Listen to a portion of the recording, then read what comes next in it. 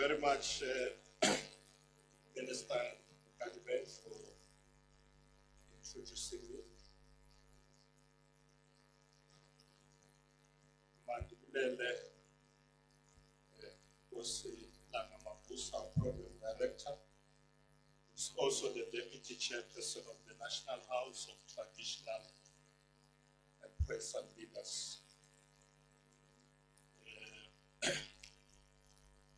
Tshwarelo Kosia Badobelu, who was, I'm told, presented earlier outside.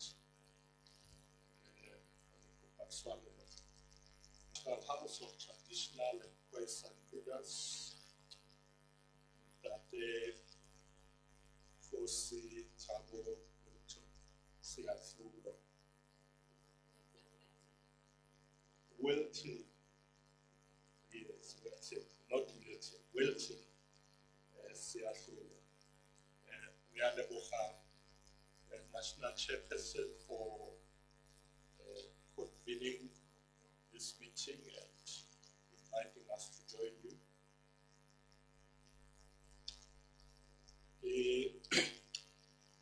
The Central Board who with us this morning, I've decided that this morning I have 3 hosts, and you are the first one. The second host is MEC Gregory Tatis.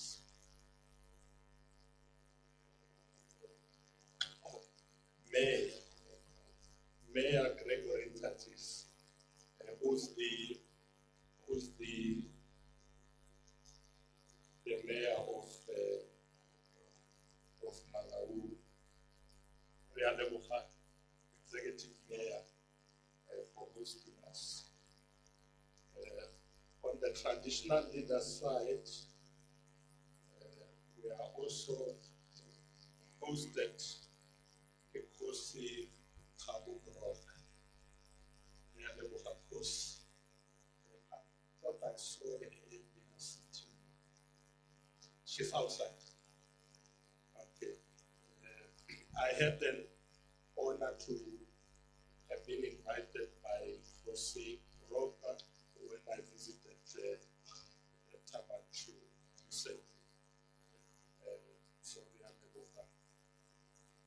Let me also take this opportunity, therefore, to once again acknowledge and recognize our Minister of Contact, Kadibet.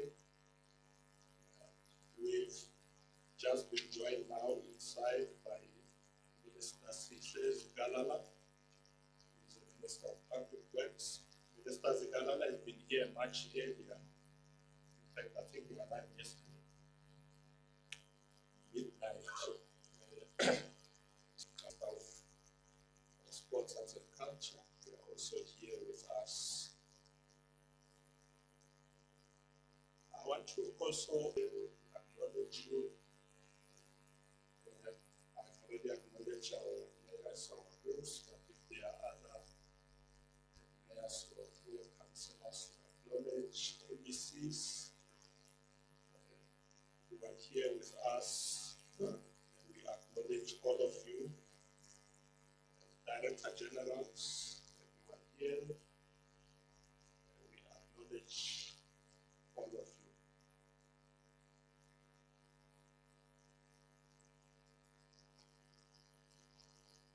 Program Director, let me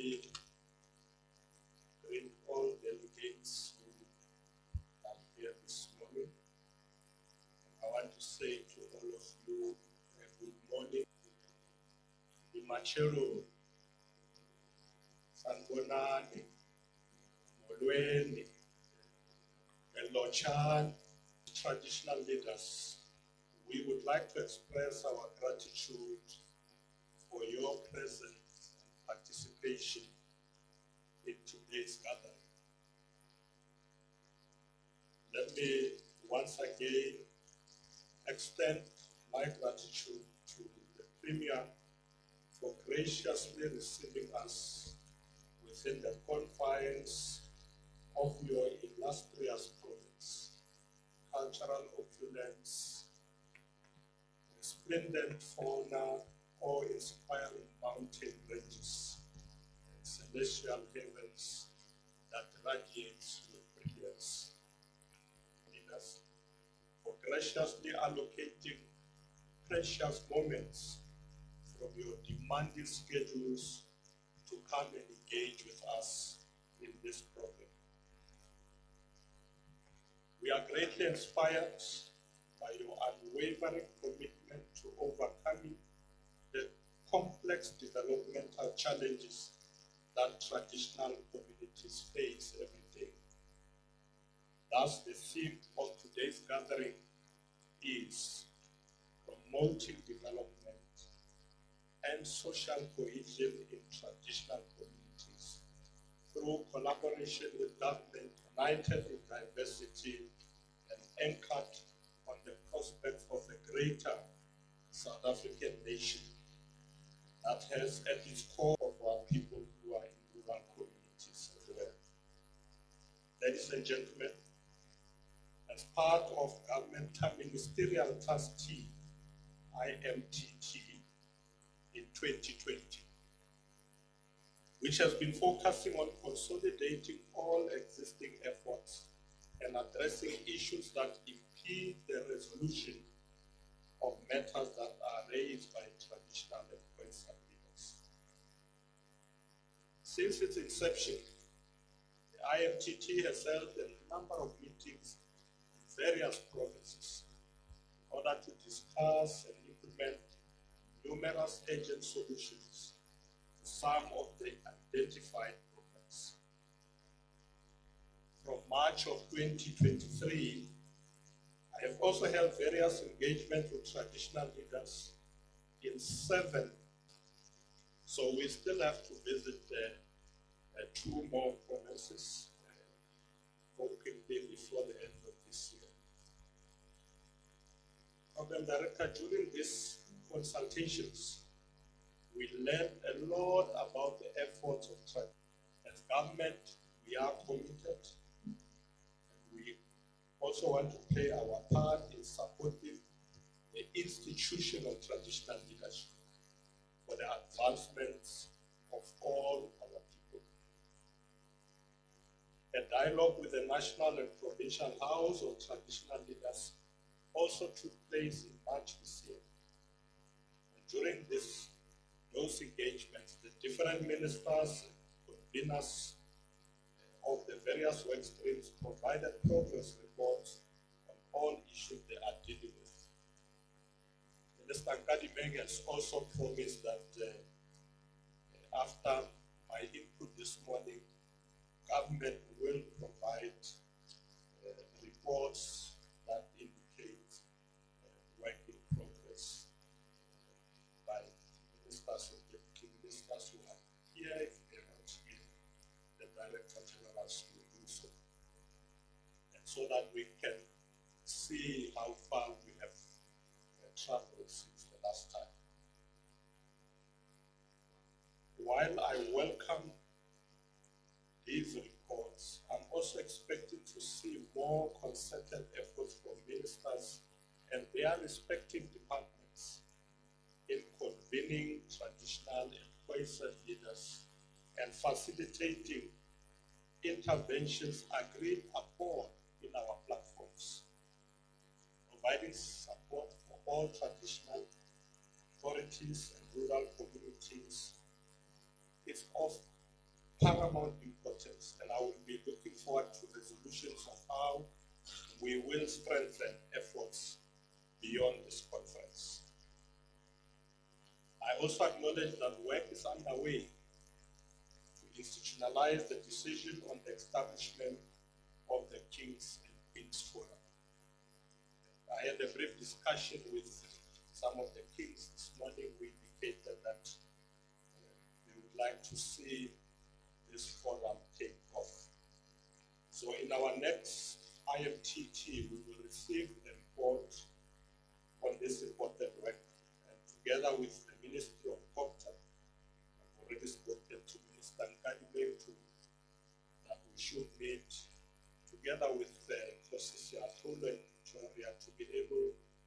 finalize this issue of the King's Forum and how it's going to operate.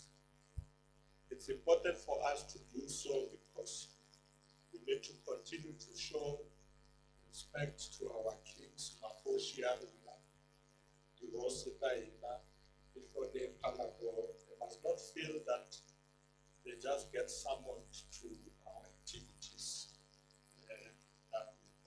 Although we'd like them to continue to work with the House of Traditional Leaders, but in a proper institution that will represent the kings and the queens. So that forum will be set up before the end of this year.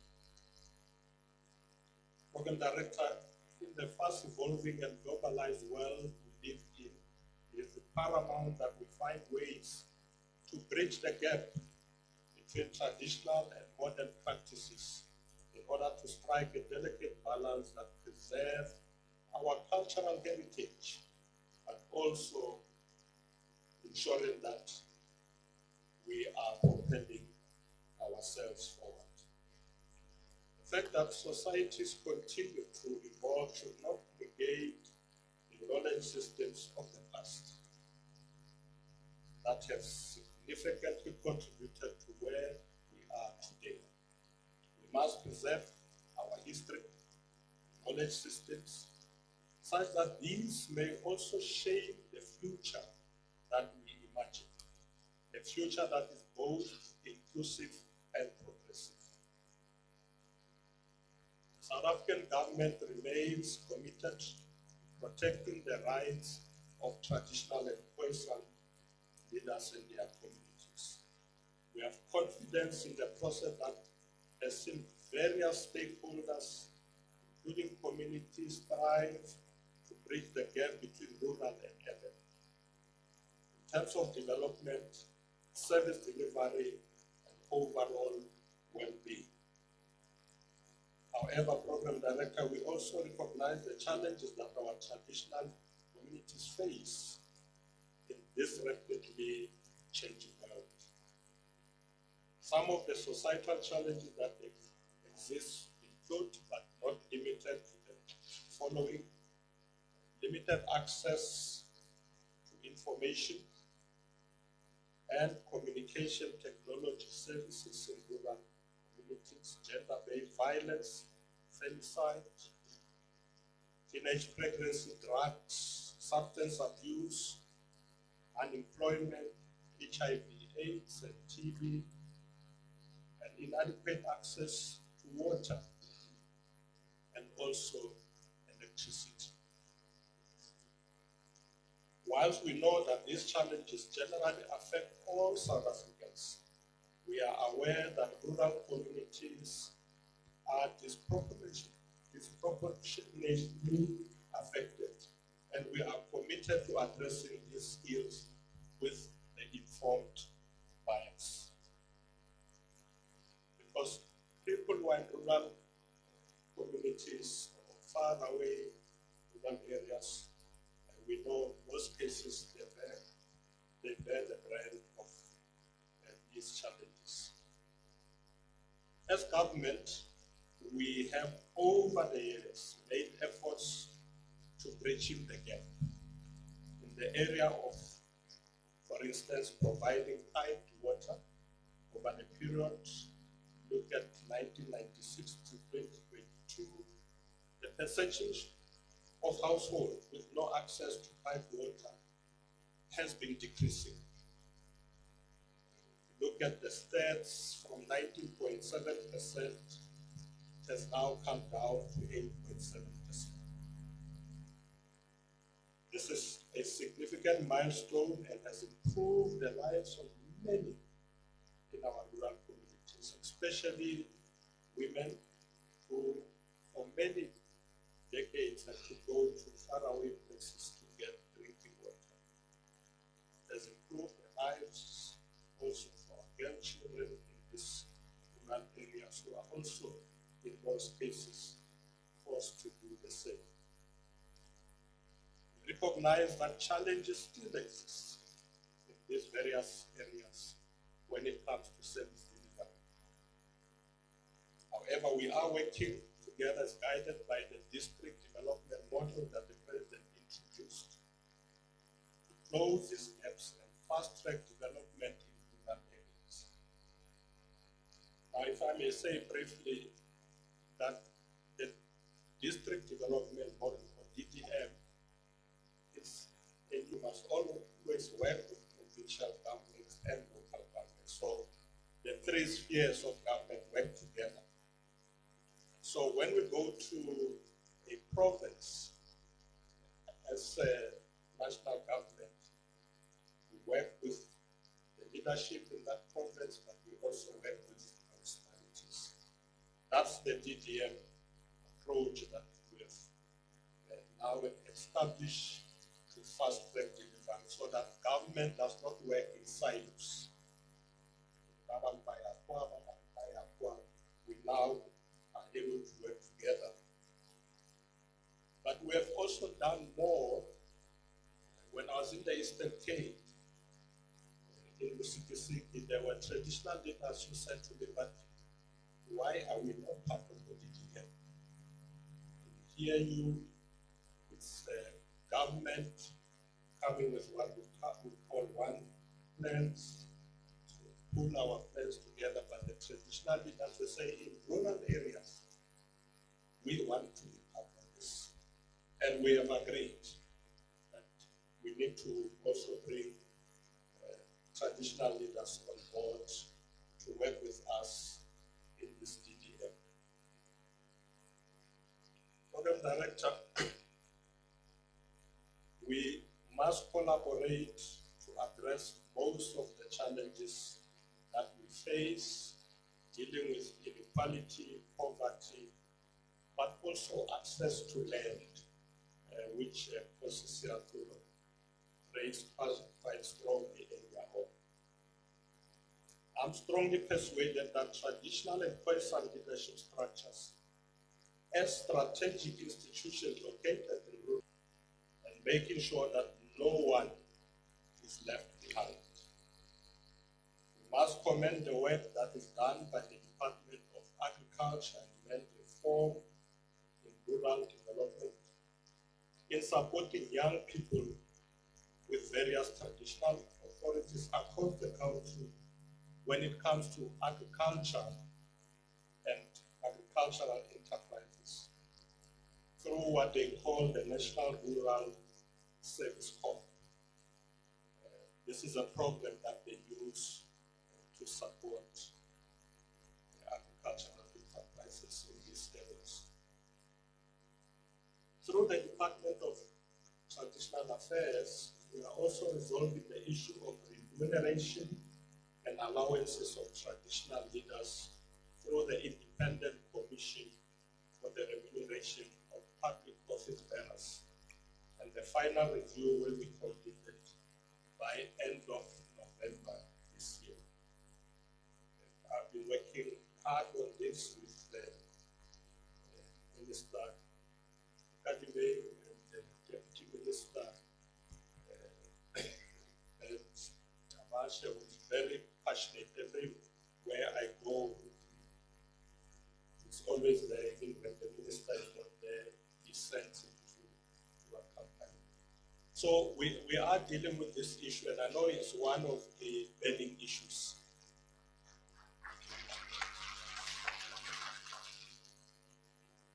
You can be rest assured, my kings and chiefs, that Professor Xivijo has raised this matter with me. So he'll be representing you very well. Program of their duties expected in their communities. I sincerely urge all leaders here that in the process of addressing, protecting, and defending our children, youth, women, who are most vulnerable in our society. Furthermore, it is imperative to acknowledge the marginalization of individuals residing in rural areas, from, amongst others, global connectivity, information exchange, most stemming from the limited accessibility to information technology. ICT services. So this is something that we are paying our attention to. We must work together towards closing these technological gaps. We don't want the people in rural areas to be left behind. So we must close these technological gaps, and we can achieve this if we strategically allocate investments towards the infrastructure network in rural areas. This will enable individuals to attain essential amenities, but also we must ensure that people continuously have clean water and sanitation facilities, reliable electricity, as well as well-maintained road networks that establish connectivity between residents, workplaces, educational facilities, and healthcare facilities.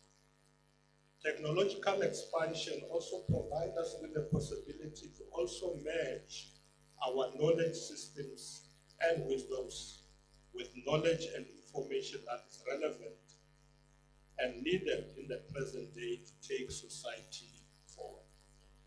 So it's important that our traditional knowledge and the new technology should be brought together for us to advance. I'm aware that when it comes to leading communities, traditional leaders largely have been relying on historic knowledge and wisdom, as well as experience acquired for leading their people for generations. But in order to mold communities that are prosperous, stable, socially cohesive, and relevant to the demands of the modern society, I believe that we must, as traditional and Khoisan leaders, acquire new abilities or new skills. We need to equip ourselves with skills and training that will make us understand the dictates of the modern society. So as government, we stand ready to provide training where necessary in order to capacitate our institutions and to enable traditional and Khoisan leaders to fulfill their mandate. We are already capacitating traditional and Khoisan leaders by providing training across all provinces. For instance, we have already started on gender-based violence and femicide, which is done through the Department of Social Development. We also do training on the art of facilitation, which is done by the National School of Government. So we're going to continue to do various forms of training, working with the National House of Traditional and Khoisan leaders to make sure that we don't leave our chiefs, kings behind as our society develops. Now, with regard to advancing land ownership, consultation with various organizations, including traditional authorities, civil society, experts, and the private sector have been conducted to advance land ownership, tenure rights, and socio-economic development in rural communities. This is very important. However, let me just say that the draft communal land bill and policy are being developed for further input and will be processed through government structures and cabinet for public comments during the course of next year, 2025. Program Director, moreover, a number of rural infrastructure projects were also delivered in 9 provinces, and I'm sure they will reflect in our reports. These projects include, amongst others, construction and rehabilitation of farmer production support units, focusing on animal welfare, farming facilities, improved road and bulk infrastructure, and the overall development of preschools, community halls, and agri-parks. As part of a comprehensive agricultural support program and Ilima, Itseva, the Solidarity Fund provided production inputs, mechanization, infrastructure, and also provided training to more than 86,000 farmers. This, among other things, highlighting the progress that we can make towards economic inclusion. If we work together properly, we will succeed to ensure economic inclusion. Unity social cohesion was introduced, and this has helped to promote unity, social cohesion, and nation building in those rural communities.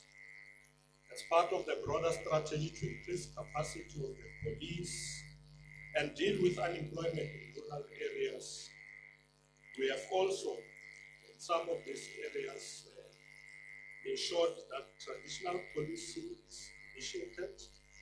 Police officers, and they are also helping to ensure that there is training that take place for people from rural communities.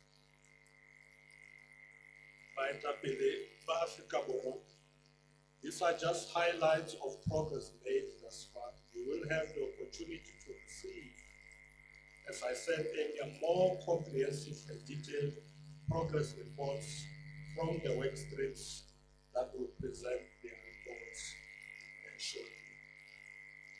We look forward to frank, honest, and robust engagement on the work that is being done.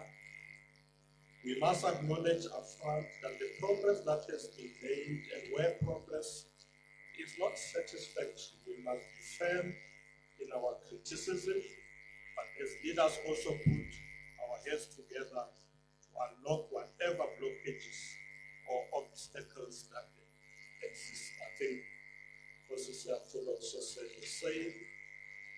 Let's criticize, be strong, but come up with proposals that will take us forward.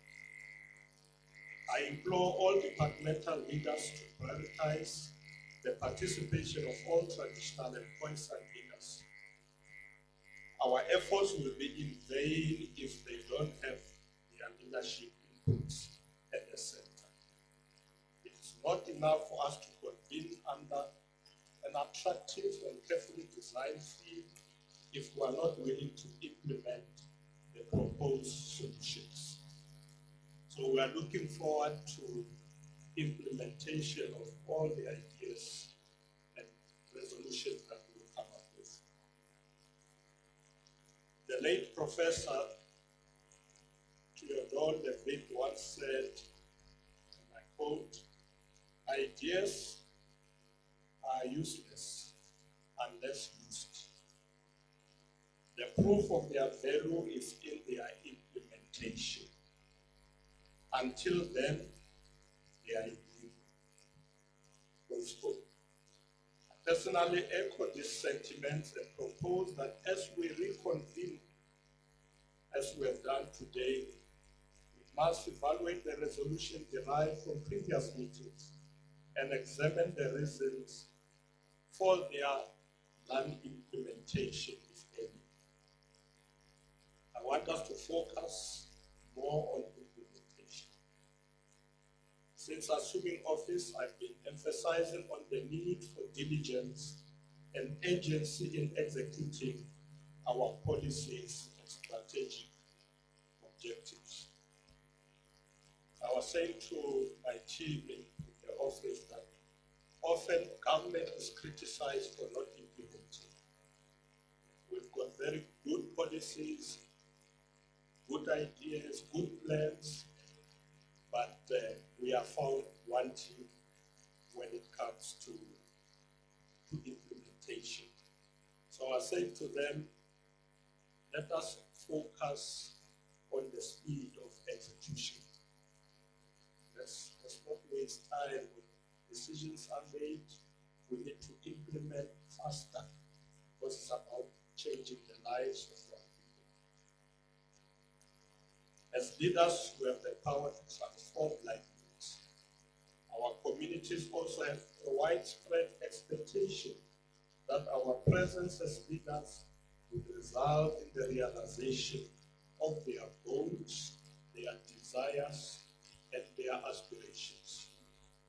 It is therefore the responsibility of leaders to identify and unlock potential in the areas of the economy that hold the promise of creating opportunities for the people to earn a living. Your leadership as traditional and Khoisan leaders is also crucial to the building of a cohesive, united, and successful society that is democratic in form and is free of racism, sexism, and any kind of prejudice. As government, we remain committed to swiftly addressing any issues confronting traditional and Khoisan leaders. We will continue to support initiatives that benefit our indigenous communities. We will also continue to provide sufficient funding for education, healthcare, and social services so that once more, no one falls behind. Similarly, we call upon the private sector to also actively engage with our traditional communities through investing in local businesses and projects. Because businesses and projects are not only in the townships, they are there also in the rural communities, and business and banks must support those initiatives so that we don't only focus in urban areas. Program director, through initiatives such as skills development programs, entrepreneurship training, and mentorship, we can collectively unlock the entrepreneurial spirit that resides within our traditional communities. In conclusion, as we work towards the promotion of development and social cohesion in our traditional communities, let us remember that this journey requires the collective efforts of all stakeholders. Let us recognize the immense potential that lies within our traditional communities, waiting to be unleashed. Together we can create a future where traditional and modern ways of being thrive side by side, where development and social cohesion go hand in hand, and most importantly, where unity of our diversity can be enhanced. Program Director, with those few words, I'd like to thank you very much, and I do hope that we will leave this meeting after the 2 days with very concrete plans that will take us forward.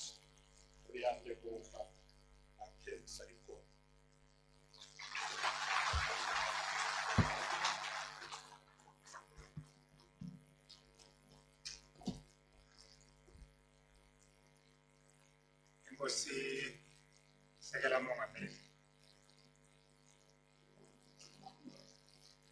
for those words,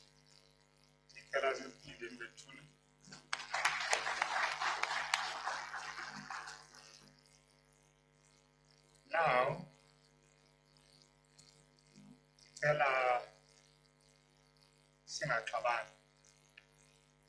it's 12:20,